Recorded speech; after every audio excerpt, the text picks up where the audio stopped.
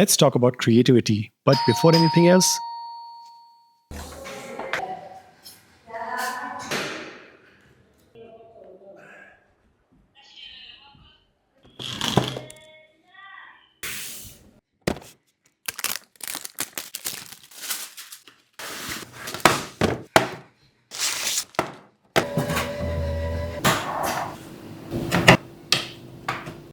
Creativity सिर्फ art या design या ड्राइंग के मामले में नहीं होती है। क्रिएटिविटी एक कला है जिस चीज को आप हर एक चीज में अप्लाई कर सकते हो, जैसे कि बिजनेस हो गया या पॉलिटिक्स हो गया या कुछ भी इंपॉर्टेंट चीज है, हर एक चीज में क्रिएटिविटी काम आता है। हमारे दिमाग का जो लेफ्ट साइड है वो पूरा एनालिटिकल वाला साइड होता है और जो राइट साइड होता है वो क्रिएटिव साइड होता है। एनालिटिकल साइड में पूरा लॉजिक, नंबर्स, ये सारी चीजों में हमारा दिमाग चलता है और जो हमारा राइट साइड वाला ब्रेन है वो पूरा हमारा क्रिएटिविटी, एनालिटिकल, इंट्यूटिव सेंसेस पे चलता है। क्रिएटिविटी सब में होता है, ऐसा नहीं है कि कोई लेफ्ट ब्रेन ज्यादा और राइट ब्रेन कम लेके आता है। और क्रिएटिविटी डेवलप किया जा सकता है, ऐसा नहीं है कि कोई इस चीज के साथ पैदा हुआ हो। तो आज हम अनलॉक करेंगे क्रिएटिविटी को आपके सामने और इसको हम कैसे लाइफ में हर एक चीज में अप्लाई कर सकते हैं, वो आज हम इस वीडियो में लर्न करेंगे। So watch this video till the very and because last में कुछ बोनस आपके लिए है। जब ये अगर सीधी उंगली से ना निकले तो टेढ़ी उंगली से जो निकालते हैं ना, उसको क्रिएटिविटी बोलते हैं। क्रिएटिविटी एक आड़ा तिरछा तरीका है प्रॉब्लम सॉल्व करने के लिए। क्रिएटिविटी कभी भी बंद दरवाजे में नहीं हो सकती, इसके लिए आपको हमेशा बाहर होना जरूरी है और आपका माइंड ओपन होना बहुत जरूरी है। खुला दिमाग क्रिएटिविटी के लिए सबसे बेस्ट चीज होता है, क्योंकि जब खुला दिमाग होता है तो फिर अपॉर्चुनिटीज अलग अलग जगह से दिखना शुरू हो जाती हैं और यही खुला दिमाग होता है थ्रू पॉजिटिविटी। अगर आप पॉजिटिव थिंकिंग करोगे तभी आपका दिमाग, माइंड खुला रहेगा और आप अपॉर्चुनिटीज के लिए ओपन होगे। क्या आप हमें बताएंगे कि क्रिएटिविटी कैसे पाई जाती है?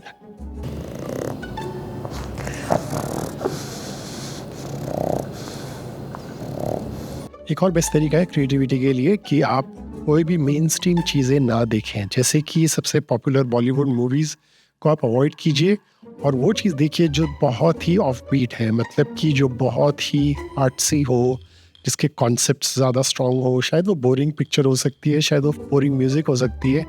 कुछ नीश चीज़ों को पकड़िए, नीश म्यूज़िक सुनिए, जैज़ सुनिए, या फिर अगर रॉक सुन रहे हैं तो रॉक एंड रोल सुनिए।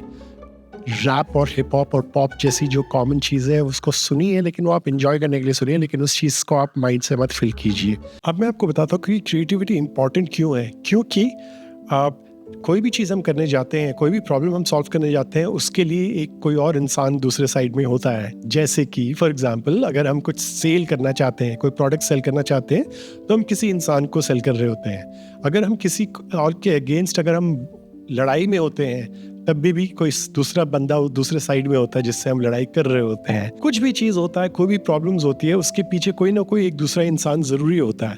कोई भी इंसान को अगर आपने अच्छे से इम्पैक्टफुली हिट करना हो, चाहे वो पॉजिटिव हो चाहे नेगेटिव हो, उसके सेंसेस को हिट कीजिए और वो सेंसेस को हिट करने के लिए क्रिएटिविटी काम आती है, जहाँ पे कि अलग अलग तरीके से हम किसी को मूव कर सकते हैं। एक एग्जांपल लेते हैं, जैसे कि क्लाइमेट चेंज। अगर हमको लोगों को अवेयरनेस दिलाना है क्लाइमेट चेंज के लिए, तो हम अगर सिर्फ बोलते जाएंगे कि हाँ पेड़ काटना बंद करो, कपड़े खरीदना बंद करो, ये सब करो, कोई मानेगा नहीं। लेकिन अगर हम उनको कोई इमोशनल तरीके से कोई गाना सुना दे या कोई छोटी सी एक पिक्चर या मूवी दिखा दे, तो इमोशनली वो हिट हो जाएंगे। तो इसी वजह से वो एक इमोशनल फैक्टर जब किसी को भी हिट होता है तो वो आता है through the source of creativity.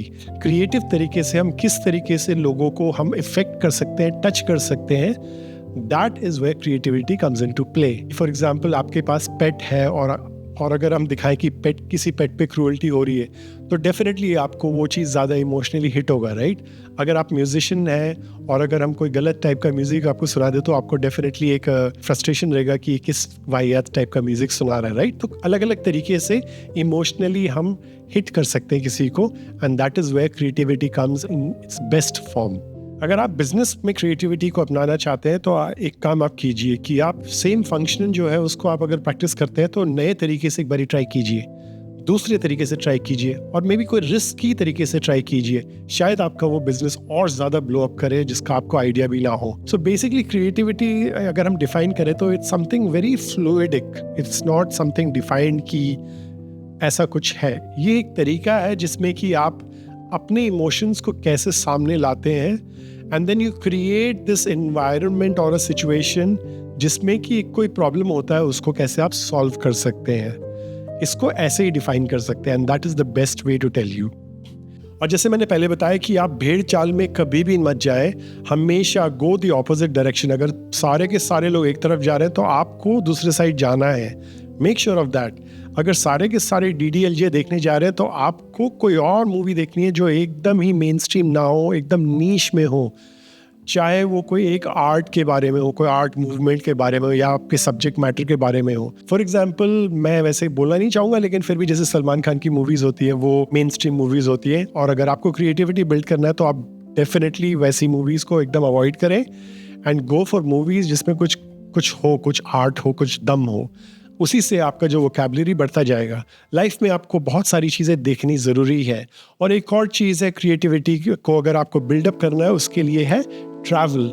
You have to travel around the world, क्योंकि ट्रैवलिंग से जिस तरीके से माइंड खुलता है ना, वो मैं आपको बस यही बता सकता हूँ हियर।